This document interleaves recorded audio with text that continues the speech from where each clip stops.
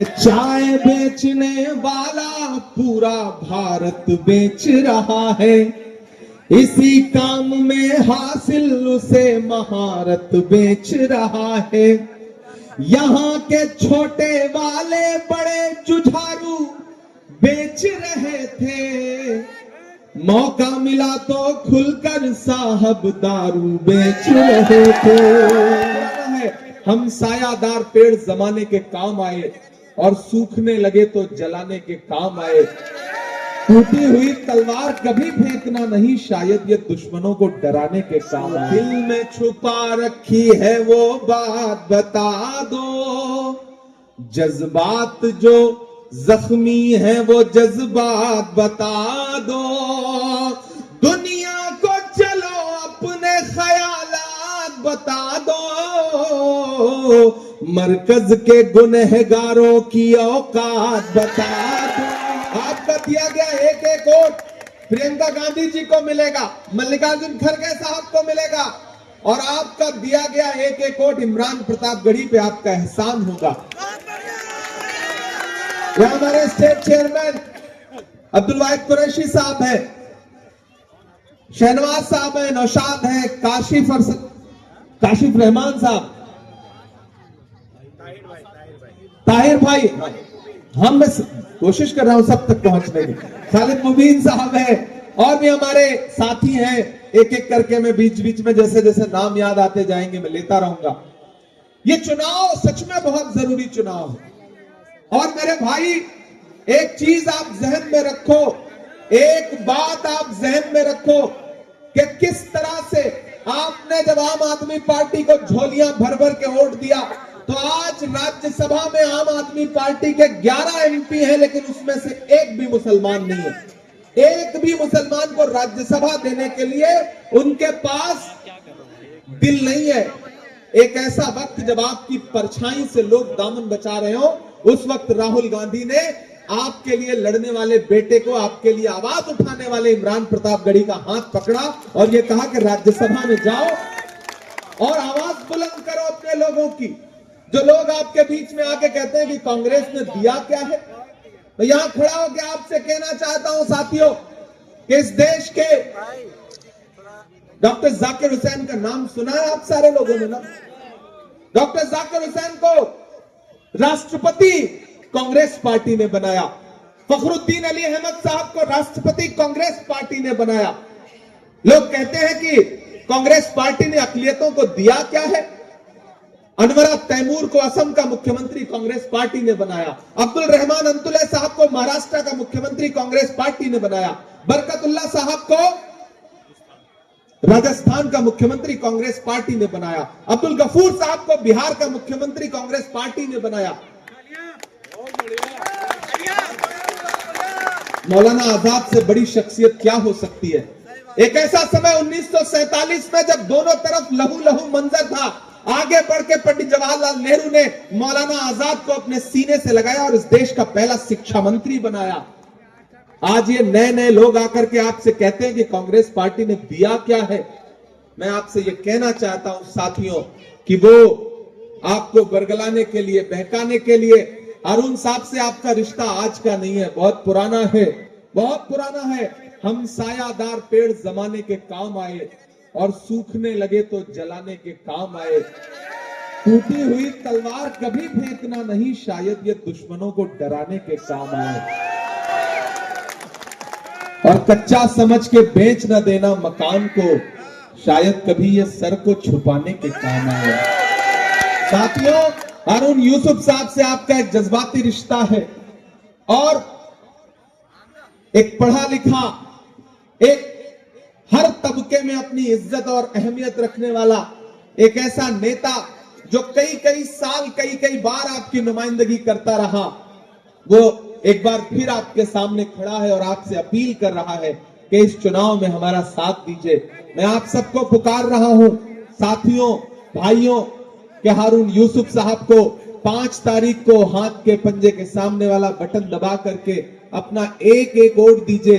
क्योंकि जो ऊपर बैठे हैं ना, वो बड़े वाले और उनके छोटे रिचार्ज, याद है कि जब कोरोना के वक्त पूरी दुनिया में लोग सांसें उधार मांगने के लिए ऑक्सीजन सिलेंडर ढूंढ रहे थे, उस वक्त में दिल्ली में आम आदमी पार्टी की सरकार क्या कर रही थी? एक अलग से बुलेटिन जारी करती थी जिसमें लिखा जाता था कि मरकज से इतने लोग जिन्होंने कोरोना फैलाया, मरकज को बदनाम करने की जो साजिशें की हैं आम आदमी पार्टी की सरकार ने, अरविंद केजरीवाल साहब ने, अभी मैं वही सभा करके आ रहा हूं जंगपुरा में, निजामुद्दीन मरकज के सामने दरगाह रोड पर मैं सभा करके आ रहा हूं और वहां लोगों से कह के आ रहा हूं कि जो दिल में छुपा रखी है वो बात बता दो। बल्ली महाराज वालों, जो दिल में छुपा रखी है वो बात बता दो। जज्बात जो जख्मी है वो जज्बात बता दो। दुनिया को चलो अपने ख्यालात बता दो।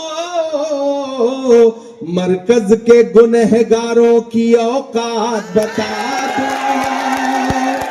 मरकज के गुनहगारों की औकात बता दो। ये चुनाव इस बात का चुनाव है कि आप एक बार एहसास दिलाइए, आपने झोलियां भर भर के वोट दिया तो आपके वोटों की अहमियत खत्म हो गई। उन्होंने आपके मुद्दों पर बोलना बंद कर दिया। जब आपकी बहन, आपकी बेटी बिल्किस के बलात्कार करने वाले गुनहगारों को गुजरात की सरकार ने जेल से रिहा किया तो मनीष सिसोदिया से मीडिया के एक साथी ने कहा कि बिल्किस के लिए आप कुछ बोलेंगे, तो उन्होंने कैमरा ऐसे सामने से हटाया माइक और बोला छोड़िए ऐसे सवाल। मेरे भाई, एक फिल्म का डायलॉग है कि आग को पानी का डर बना रहना चाहिए। आपने वो डर खत्म कर दिया है। अब ये आए आपके बीच में तो इनसे कहना कि किसी भी मौलवी से या के साधु से न छूटेगा, मदारी के किसी करतब से, जादू से न छूटेगा। सफाई कर रहे हो तो जरा दामन की भी कर लो, हमारे खून का धब्बा है झाड़ू से न छूटेगा।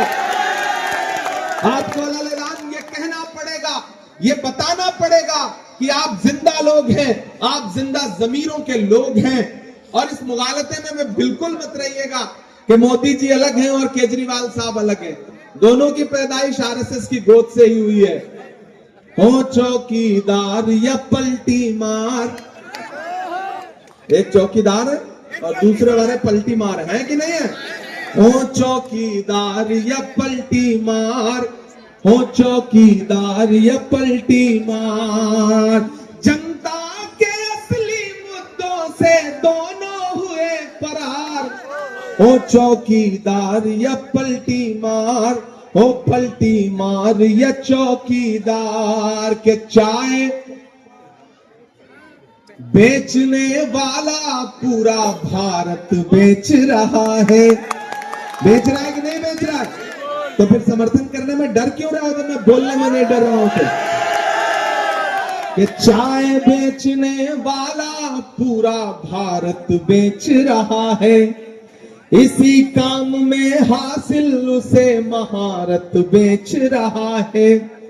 यहाँ के छोटे वाले बड़े जुझारू बेच रहे थे, मौका मिला तो खुलकर साहब दारू बेच रहे थे।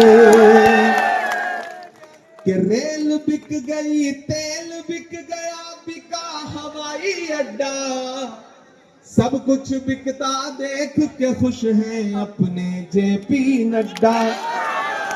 कि जनता महंगाई की मारी करती हाहाकार, कहां सोया है चौकीदार, कहां सोया है पलटी मार।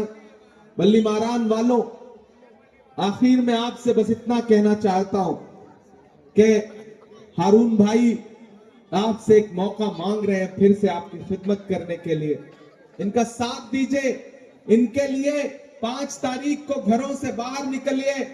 किसी ने कहा है कि जब तक शेर अपनी कहानियां खुद लिखना नहीं सीखेंगे, तब तक शिकारी अपनी कहानियों में खुद को महान बताते रहेंगे। मुझे पता है यहाँ तमाम दानिश्वर लोग बैठे हैं, पढ़े लिखे लोग खड़े हैं। आप जिधर चल पड़ते हैं बल्ली मारान का रुख उधर चल पड़ता है, आप जिधर चल पड़ते हैं हवाएं उधर चल पड़ती हैं। इधर जो नौजवान साथी खड़े हैं, जिस ओर जवानी चलती है उस ओर जमाना चलता है। मुझे पता है, मैं आपसे अपील करता हूं कि एक बार एक मौका और हारून यूसुफ साहब को यहाँ की खिदमत करने के लिए दीजिए। ये यहाँ की असेंबली में, दिल्ली की असेंबली में खड़े होकर के आपके मुद्दों के लिए बोलेंगे। सड़कों की हालत दिल्ली की ऐसी है कि इन सड़कों पे चलिए तो पता ही नहीं चल पाता कि गड्ढे में सड़क है या सड़क में गड्ढा है। आप इन सड़कों पे चलिए तो पता ही नहीं चल पाता कि आप सफर कर रहे हो या आखिरी सफर कर रहे हो। जितने फ्लाईओवर, जितने मेट्रो स्टेशन शीला दीक्षित जी छोड़ के गई थी, उसमें आज तक इजाफा नहीं हो पाया है।